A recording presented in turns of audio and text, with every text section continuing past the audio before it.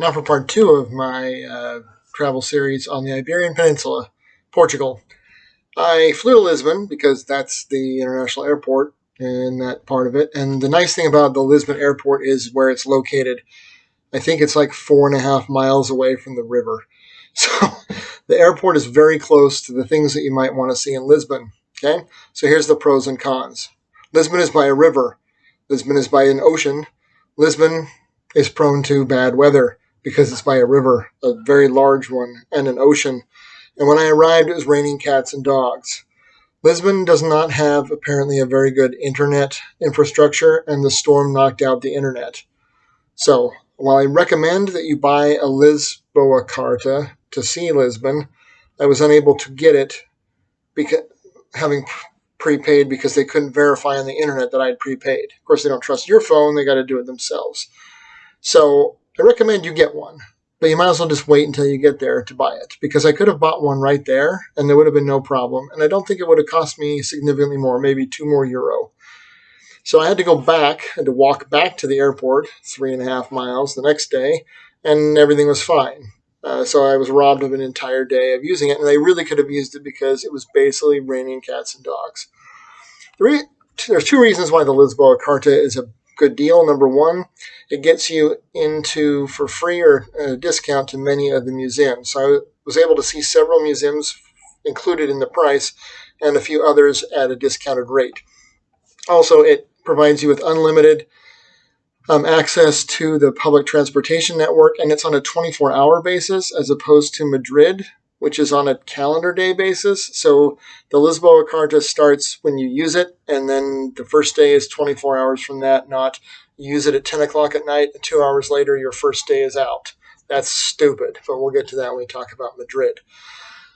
So if you fly into Lisbon, there's a metro line right at the airport. As you come down out of baggage claim, it will point right at buses and taxis. But if you go to the right instead and go outside, there's a metro entrance right there. You go down to the metro. Now the problem with their metro is not designed for tourists.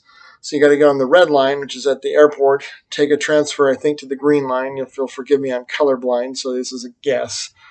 And then that one goes basically straight downtown to Rossi Square, which is the main interface for most of the metro, most of the buses, and the trains that go in and out of Lisbon.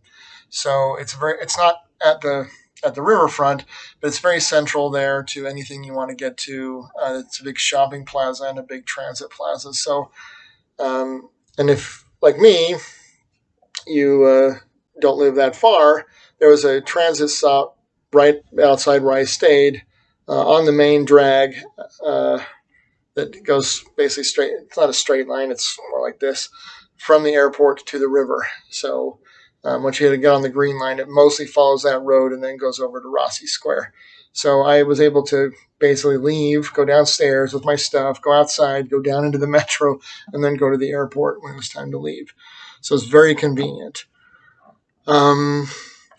Lisbon is basically, however, a capital city. It's got mostly overpriced restaurants and a bunch of trinket shops.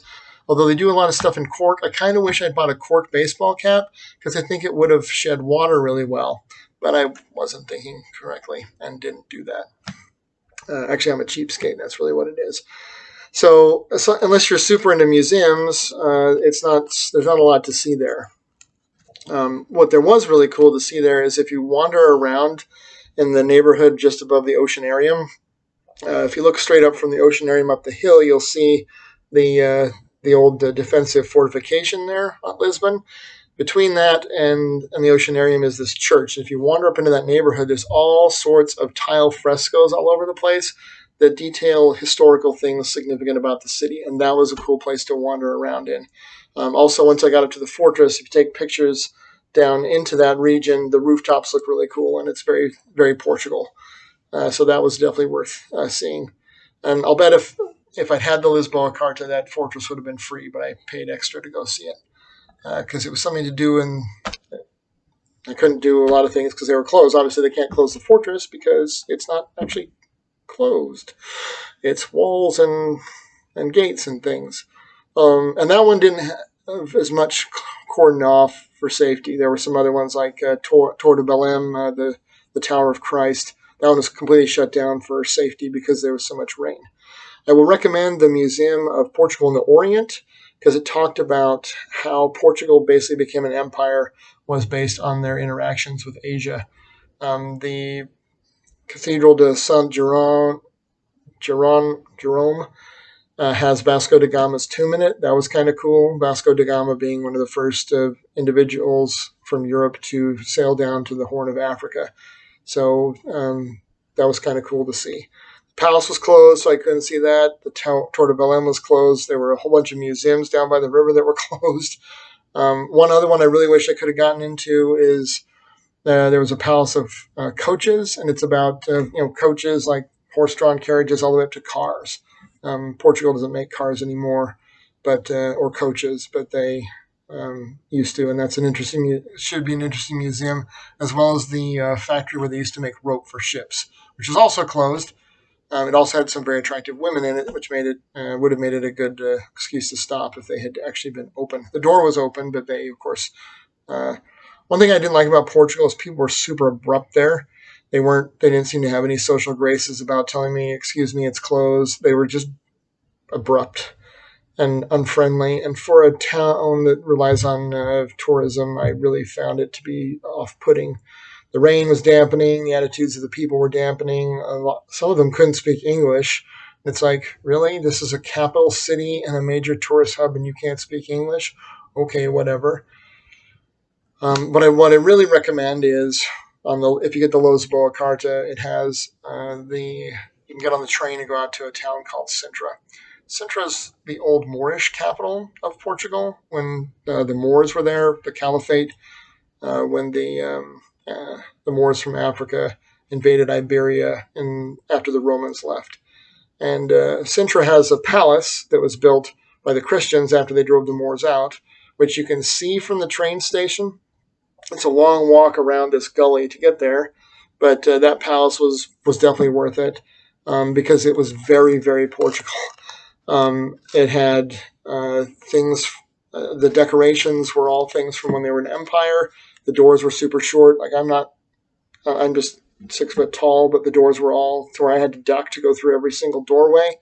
The beds were made out of exotic African woods, and you could go into the kitchens. I mean, there were a lot. You could go in a lot of places in it, and they didn't prohibit you from taking photos.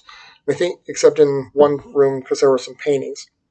I think that's because there aren't a lot of things in that palace that you can damage. There was a big hall with all the coats of arms on the ceilings, and there were people in there working, but nobody stopped me from taking photographs, except for in the one room where there were paintings. I don't think they wanted you to take any photographs there.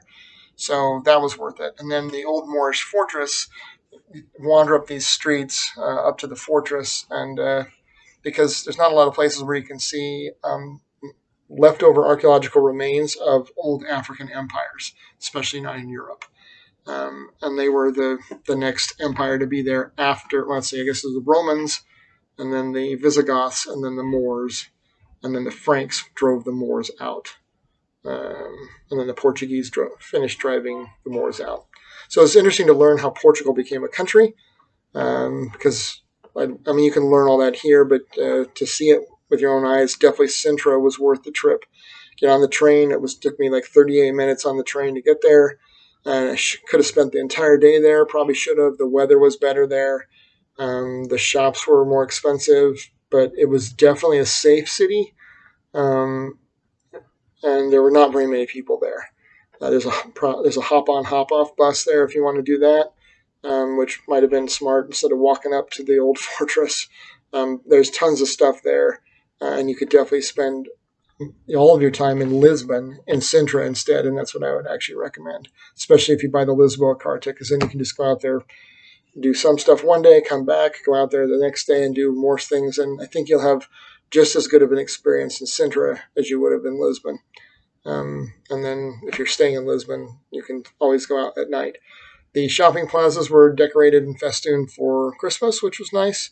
There were some Christmas markets. Of course, they were mostly rained out because of the rain, because I was hoping to see Pan Natale, and see his dress. That's one of the things I went over there to see was the different representations of St. Nicholas, Santa Claus, and the like. But because of the weather, I was not able to. It just struck me as odd that a modern country that it rains in Portugal and their entire country shuts down. It's like it's Las Vegas or something. Where if we had that much rain here, it would definitely shut the city down. But that's because it's a desert and Portugal's on the coast. Because of the rain, I wasn't able to see the statue across the river. Lisbon has the same statue in it that they do down in South America, except for the one in Portugal is the original one, and then the one in South America is a copy. That, of course, is across the river. They have a bridge there that's designed after the Golden Gate Bridge, and it's on the other side of that, so it's difficult to get to without a car. But you don't need a car in Lisbon. One last thing about Lisbon that I didn't like is they have some very decorative sidewalks, but they're made of very uneven cobblestones. The cobblestones are about this big, and they did it to make frescoes of like ships and things. But in the dark hours or with the rain, it was difficult to tell what the height was. So you're walking on this super uneven surface, and it was very unpleasant. My legs were very, very tired. All things considered, though, the two cab drivers I talked to were very helpful, almost like they were tour guides, which made sort of the money I had to pay them worthwhile. But definitely, rather than spending the 35 euros on a taxi to go from the airport to your place, you'd do much better buying a Lisboa Card, which is like 20 euro a day, and then having not only access to public transportation at will, but also free access to several museums, and then discounted. I think it's 20% off to ones that are not free. So the fortress is free, the monastery is free, the palace is free. I think the Tour de Belém is free, and then the rest of them have. But even if you just see those, that's at least 10 euro a day that the card would cover, and so you can very easily break even on the card. So that would have been a really good deal if I could have gotten it when I wanted to, instead of having to waste a day because their internet went down. So I've recovered from that, but I was really, really pissed off and I was ready to leave Portugal. So your experience may vary, but I definitely recommend some of the smaller towns outside of Lisbon as much more representative and much less commercialized. At least once you get away from the companies that are there in order to make money from tourism. Just like so many other places, if you go prepared, then you don't need to rely on them for narration. You can just rely on them for transportation.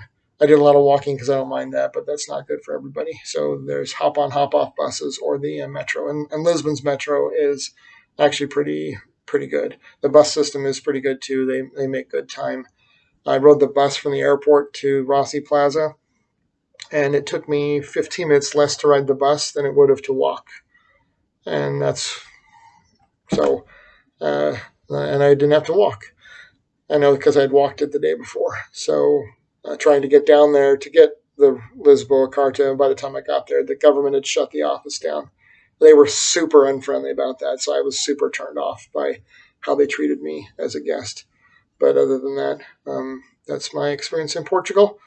And yeah, your experience may vary, but if you have other tips or other places you recommend going, that is basically the only part of Portugal that I saw.